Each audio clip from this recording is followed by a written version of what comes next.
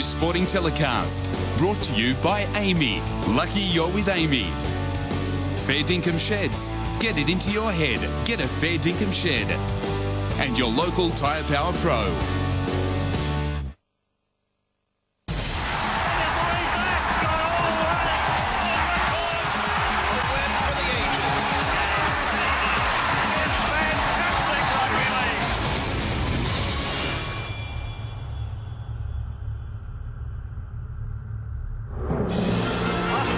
From the kick-off. A builder of character, a builder of men.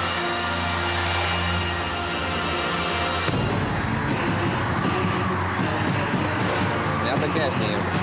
W sends Scoot through a narrow gap. Yeah! Push it, shot. Lunges on the burst.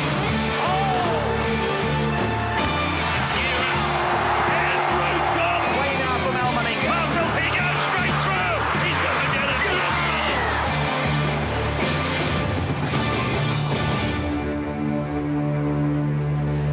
An expected Parramatta victory or one of Melbourne's greatest ever victories. That's the equation as we welcome you to Parramatta Stadium for this round 16 clash between Sunday afternoon rugby league, a sun-swept home ground for the Eels and Laurie Daly. All the pressure definitely on the home side here. Now, last week you said you were yet to be convinced by Parramatta. How do you feel coming out of that narrow loss against Cronulla? Well, I think to win the competition, you need to be adaptable football side. You need to be able to win two ways.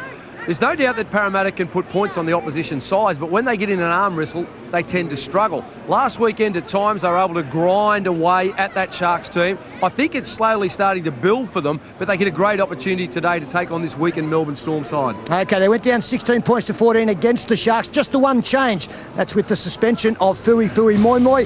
And at fullback this afternoon, Luke Burt on the wings. Talima Tortai and Tony Williams in the centres. Very good centre pairing this one. Kristen Inu and Joel Reddy. And the halves have been outstanding. Feletti Mateo and Brett Finch. Same forward starting pack for the last 2 weeks. At lock forward, Chad Robinson. In the second row, Nathan Hindmarsh and Daniel Wagon. And the front row, Nathan Kalis is the skipper, Mark Riddell and Josh Cordova. The interchange, Matthew Keating and Todd Lowry.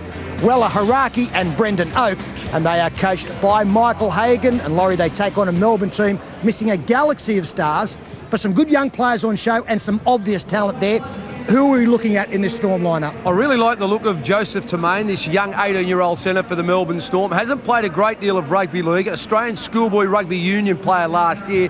Been given a couple of opportunities in first grade. He's an outstanding prospect. And also Cooper Cronk and Matt Geyer. At least with those two guys in this football team, they provide the Melbourne Storm plenty of structure. And some experience. Let's have a look at the side. This is the way they'll line up this up.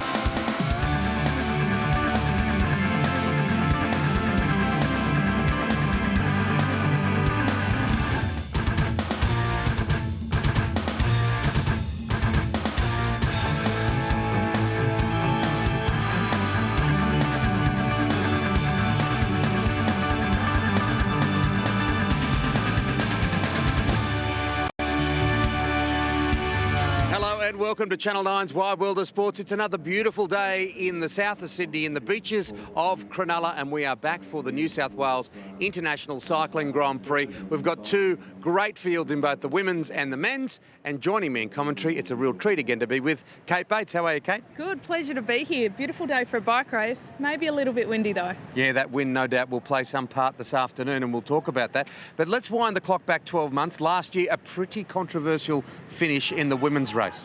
Yes, well, of course, we saw Ashley-Ann Kudnoff take the honours across the line, but it wasn't to be, Tim, because she was relegated. A few laps earlier, there was a fall just at the back of the field, and we can actually see in the vision here, Ashley-Ann Kudnoff had to get off her bike and fix it, but because it was within the last 3 laps, well, she was disqualified because she had to keep going. A very unfortunate error, but Kimberly Wells, who took the honour overall last year, she'll be back.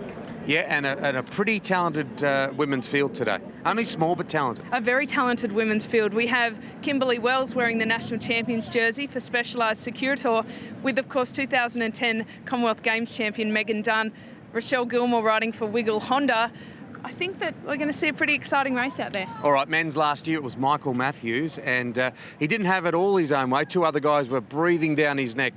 Yes, well, it came down to a small bunch sprint last year with 3 of them. Michael Matthews, he took it pretty easily in a very fast downhill sprint that this often is. He was very pleased with his win last year. Now, unfortunately, he's not with us today, but we do have some big names. He'll be an income support. The couple's income from benefits and part-time employment don't even cover their monthly outgoings. He's got a mortgage. The mortgage is 672. Yeah.